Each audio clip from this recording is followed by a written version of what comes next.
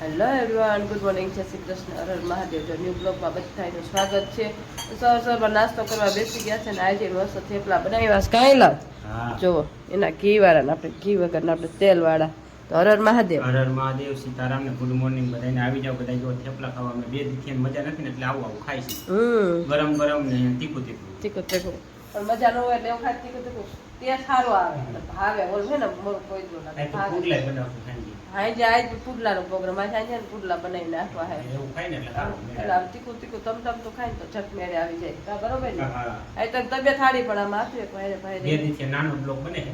હા એટલે તમે જોતા આઈલા રાખી લોકોને તબિયત મેળે ન રહી એટલે આપણે થોડું ઘણો જેટલો બ્લોગ ઉતારે એટલો તમારી સાથે શેર કરી.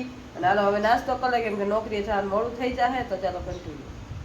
ચાલો આપણે રેડી થઈ ગયા છે નોકરીએ જવા. તો હાલો એટલે હું નોકરીએ જાઉં. શું કરો અંદર? જો અંદર બધી કામકાજ કરે છે બધું. ભગવાન ઓલું ધૂળ જરા કાઢવાની લાકડી એવી ખાવાની બાંધી છે. મેં કીધું મૂકી આવો શું કરું. હા તો મૂકી આવો, તમે એ મૂકી આવો. અને હવે આપણે જવાનું નોકરી જવાનું ટાઈમ થઈ ગયો તો હું જાઉં નોકરી, બરાબર ને? ચાલો તમે હાવણી બાંધી દો ને એ મંદિરે જઈએ. બધું થોડું ઘણી વસ્તુ મંદિરની પડી કોઈ મૂકવા અને આપણે જઈશું નોકરી ઉપર. ચાલો કન્ટિન્યુ. બેસી ગયા છે બપોરા કરવા, નોકરી કરીને ઘરે આવી ગયા છે. જો ગળામાં ખરેટી પડે છે અને માથું ભાઈને લાગે છે. અને કેદી હાલ થાય એ કેદી સારું થાય મને 3 દી થઈ ગયા ને. હવે શરદી હરી પડી જાય. પણ શરદીમાં એમ જ હવે તો ઉધરા ચાલુ થઈ ગઈ. પણ મને તો ઉધરા આવે. અંદર કફ ફૂકાતા હોય ને તો દવા પીધી ને ઉપર 2 દી તો પછી શરદી મટી ગઈ તો એક માથું અને એક આવે તો ઉધરા એવી આવે છે. આમ જાણે ઓલી જૂની ઉધરા થઈ ગઈ એવી થોડો મિત્રોને પૂછ્યો માથું શું કામ દુખતું છે. માથું મૂકવું તો કોઈને કોમેન્ટ કરજો. માથું ભાઈ ભાઈ દે હું ખાઈ દે તો આ બધું જલ્દી મટી જાય. બરોબર? કઈ દેશી દવા કરી કા કઈ દેશી દવા કરી તો કોમેન્ટ કરજો. કોઈને ખબર હોય શું ખાય તો માથું મટી જાય. મગજ ખાય તો મટી જાય તો મગજ ખાવાનું ચાલુ કરી દે. તો મગજ ખાવાનું ચાલુ કરતો તો પટી જાય શરદી. આમ તો સારું થઈ ગયું પણ ઉધરસ આવવા માંડી છે. ખબર ને કફ ફૂકાઈ ગયા હોય તો આજ છે ને નોખો અલગ રસોઈ બનાવી. આજ બનાવી ખીચડી અને થેપલા સવારના બનાવી નાખ્યા હતા. ખીચડી હતા વઘાર નાખી છે. પાપડ આજ કીધું વઘારેલી ખીચડી કરી. આપણે 2 દી થોડું છે ને સાદું ભોજન ખાવું એટલે સારું થઈ જાય. બધું આવું તીખું ખાઈ ને તો બધા એમ જલ્દી સારું થઈ જાય. આપણે કીધું કા જલ્દી સારું થઈ જાય. આજ ખીચડી વગાડ, કાલ ભાત વગાડ, આજ ખીચડી વગાડ. તબિયત ઘણી સારી છે. કાલ પુડલા ખાતા હતા, કાલ નો બનાવ કીધું આજ નથી બનાવવા. તબિયત સારી હોય તો બનાવવાનું મન થાય તો મદદ ન થાય. હવે આજે નક્કી કર્યું છે બનાવવાનું આવશે ને તો બનાવશું. સારું સારું હાલો હજુ બપોરા કરી લઈ. ચાલો કન્ટિન્યુ.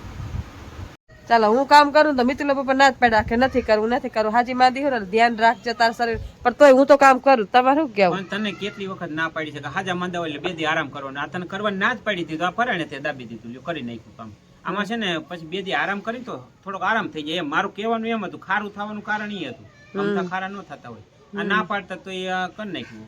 એ તો ભલે કરી નાખ્યું, કાંઈ વાંધો નહીં. પણ તબિયત સાચવવાની કા તબિયત સાચવવી પડે. હાજા થઈ જાય તો કામ કરવાના જ હોય. પછી પછી કઈ ખારા થાય. ખારા નો થાય તો શું થાય તમને? જો આ મિતુલા પપ્પા 1-2 આજ તો 3 દિવસ રીલું નથી ઉતારી ને આજ મેળે નતું તો થોડીક આમ મેળે આવ્યું ને તો રીલ શૂટ કરવા આવી ગયા છે.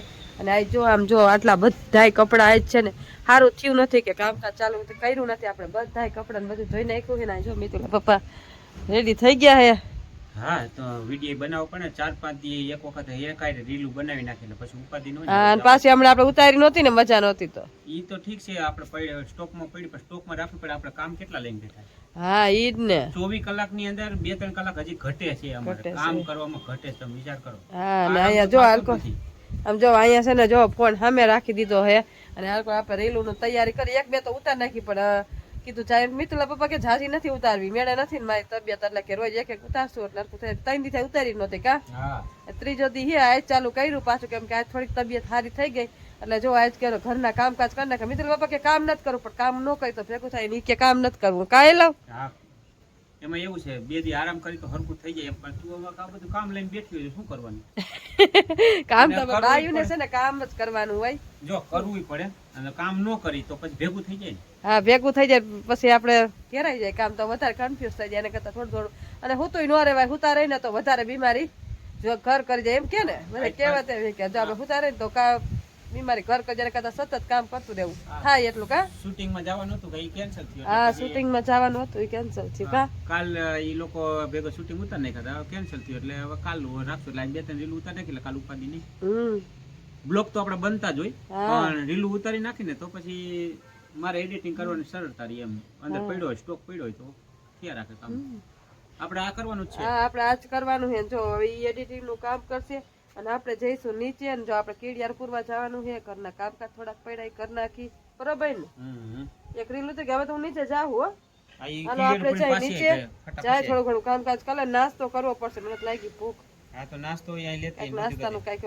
કરી શેડ્યુલ ચાલો ચાલો આપણે આવી ગયા છે નીચે વાગી કેટલા ગયા જો 4:30 ની માથે 5 થઈ ગયા છે ને આમ જો રહોડામાં કામકાજ પડ્યું છે હજી વાસણ ને એ બધું ગોઠવવાનું જ છે અહીંયા વાસણ પડ્યા છે અને ઘરના કામકાજ ને આપણે છે ને કીડિયાર પૂરવા છે ને તો વાઇટ કો લઈ લીધો છે ચાલો આપણે છે ને બાઈટું કરી કાંઈક ઉપર જ હતા અત્યાર સુધી હવે નીચે આવી ગયા કામ તો પૂછતા જ નથી કામ તો ચાલુ જ રહે પણ આજ મોડું થઈ ગયું કીડિયાર આપણે વહેલું પૂરવા જાય પણ શૂટિંગનું એનું બધું કામકાજ હતું ને તો આપણે લેટ થઈ ગયા છે હવે વાર આપણું કામ રેગ્યુલરનું કરવું પડશે ને તો ઘરના કામકાજ કરતાં કરતાં હાઈ પડી જાય આપણે જો મસ્ત અહીંયા છે ને કીડિયારું રાખી દીધું છે તો એમાંથી કીડિયારું રાખીને ને કીડિયારું પૂરી આવશું ને જો શાકભાજી તો જો બકાલું બધું બીતુલા પપ્પા છે ને કાલ ગયા હતા તો બધું શાકભાજી લઈ આવ્યા છે તો આપણે શાકભાજીનું કાંઈ ટેન્શન નથી શાકભાજી પતશે ને થોડા દિવસ આપણે પતી જાય ને પાછું ટેન્શન આવશે બકાલું કેમ કે ઉનાળામાં શાકભાજી ઓછા આવે એટલે આવું બધું હોય ને અત્યારે ટેસ્ટવાળા જ કંઈ આવે નહીં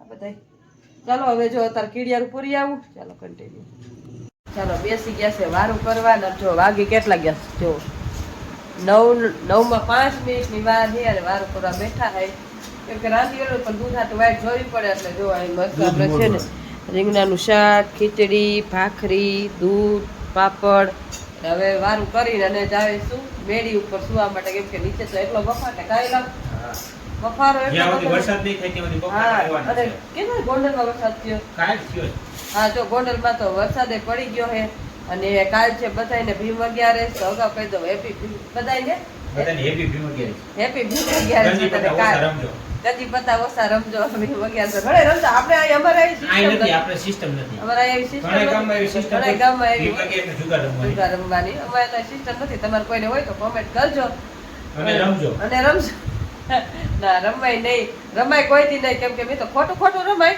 પણ હાસું કે ન રમાય ખોટું ઘરના રમો એ બધું બરોબર કહેવાય બાકી કોઈ જુગારનો ધંધો રમાય બરોબર આવે તો વાંધો નહીં જાય તો પછી હોય એ વયું જાય આપણે કેટલી મહેનતથી કમાણું હોય અને પછી વયું જાય તો કેટલું દુઃખ થાય ને કરતા રમવું જ નહીં ખોટું રમજો એન્જોય કરજો પણ સાચું કે રિયલમાં નહીં રમવાનું કોઈ બરોબર ને બધા ફેમિલી આવ્યા હોય તો ફેમિલી અમે રમીએ એવું નથી સાહિત્ય માટે પણ ફેમિલી આવ્યા હોય ખોટું આમ કે બધા ટાઈમ પસાર કરવા માટે બાકી રિયલમાં કોઈ દી નહીં રમવાનું કાંઈ પણ એવી જુગારની વસ્તુ કોઈ દી રિયલમાં જિંદગીમાં નહીં લઈ આવવાની કેમ કે એ દુઃખ જ આપે કા એ કોઈ દી સુખ ઘડીકનું હોય પણ દુઃખ થાય સુધી રહે એટલે એ કોઈ દી મહેનત કરવાનું મહેનત કરો તમે થાય એન્જોય બધી કરવાની પણ હા ચૂકા જુગાર બુગાર નહીં રમવાનું હા આપણને દિલને તકલીફ પડે ને એવું પગલું નહીં પડવું હા ઈ જ ને કેટલી મહેનતથી કમાણું હોય તમે રમો ને એટલે 2 કલાક સારું લાગે 3 સારું લાગે આવતા હોય તા સુધી હારો એટલે કવર કરવામાં તમે આખા કવર થઈ જાવ આખા કવર થઈ જાય ઓય ઈ બધું વઈ જાય હજી લઈ લે હજી આવશે તમે ઓય વઈ જાય એટલે